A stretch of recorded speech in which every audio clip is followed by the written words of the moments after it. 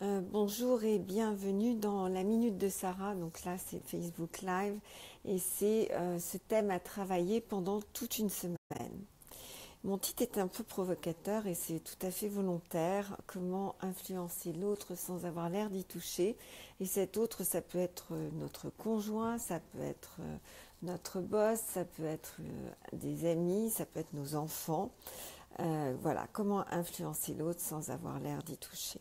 Ou comment aider l'autre à changer, à condition bien évidemment de ne jamais toucher au nœud du problème, vous le savez bien, parce que c'est bien là le problème, c'est cette inertie de l'autre qui est en face, et une inertie qui n'est pas toujours volontaire, pas toujours désirée. Alors je vais vous raconter 3 histoires différentes, parce que j'aime bien raconter des histoires, et que ça va être le thème de ce jour, la métaphore. La métaphore, c'est donc une histoire que l'on va raconter. Et lorsqu'on va raconter cette histoire, eh bien, elle ne va pas être contrable par la partie consciente. Et même moi qui suis bien au courant de la métaphore, lorsque un de mes proches utilise une métaphore, évidemment, je ne peux rien faire comme les autres. Alors, quand Johan, mon fils aîné, était petit, il va me dire « Maman, tu me prends encore en exemple ». Eh bien, je lui racontais l'histoire d'un petit lapin qui allait se coucher et c'était tellement facile pour lui qu'il faisait des beaux rêves, etc., etc. Et puis, on a tous fait ça, c'est-à-dire de raconter des histoires à nos enfants, des histoires d'une autre personne, d'un autre petit garçon, d'une autre petite fille, ou bien d'un animal favori. Une de mes patientes utilisait des marionnettes pour raconter et faire un petit peu un conte philosophique tous les soirs pour son enfant, et ça marchait très bien. Donc je vais raconter une histoire, là dans cet exemple, à un enfant, et je vais lui passer un message, le message d'un petit garçon par exemple qui va à l'école, qui est tellement content, mais c'est surtout pas notre enfant bien sûr.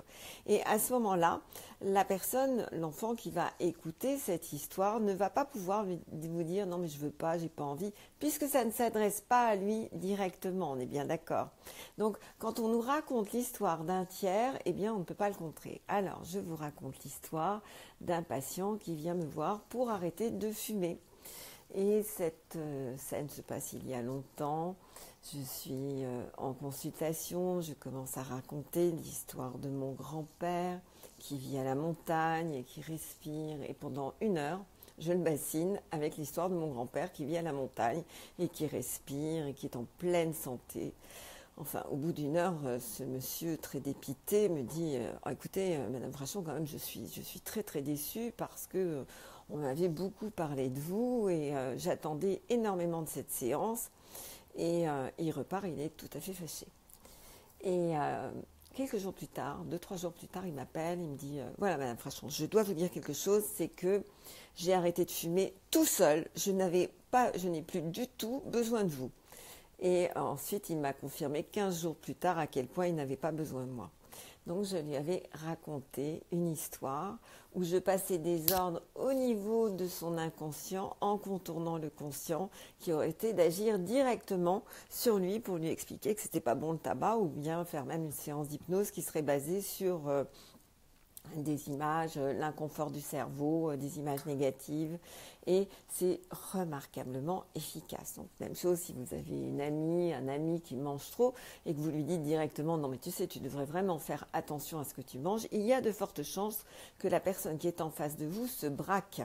À l'inverse, si vous lui racontez l'histoire d'une de vos amies qui est allée voir tel naturopathe, ou bien tel acupuncteur, ou bien telle chose, et qui a perdu du poids, et d'ailleurs, elle s'était du coup inscrite à une salle de sport, etc. Eh bien, le message, aussi grossier vous semble-t-il quand vous allez le dire, va passer, n'est pas contrable, il va passer au niveau de l'inconscient de la personne. Et je vous rappelle qu'on est entre 95 et 98% au niveau du bloc moteur, c'est-à-dire inconscient, subconscient, et 2% au niveau du conscient, entre 2 et 5% au niveau du conscient. Donc quand de toute votre force vous y allez, vous décidez là, maintenant, c'est que 2% de vous. Donc ça vaut le coup de passer derrière. Je vous donne une 3e histoire. Cette fois-là, un homme vient me voir parce qu'il a des pannes sexuelles importantes. Et c'est un quadra, il a fait des examens médicaux. Bon, il n'y a rien, sauf que vraiment, il est en panne. Et il est en panne beaucoup trop souvent. Donc je commence, j'écoute attentivement et puis je commence à lui raconter quelque chose qui n'a strictement rien à voir. Je lui dis que j'ai vécu un long moment pendant mon mariage. J'étais souvent à côté de Gstaad en Suisse et qu'il y a là-bas un concours de montgolfières et que les montgolfières sont splendides, que les équipages sont différents et que toutes ces montgolfières du monde entier viennent se réunir et qu'on entend le souffle du gaz qui va gonfler progressivement le ballon. Et ce jour-là, le ciel est tellement, tellement dégagé. Il y a 2-3 nuages qui flottent dans le ciel, bien sûr, mais à peine.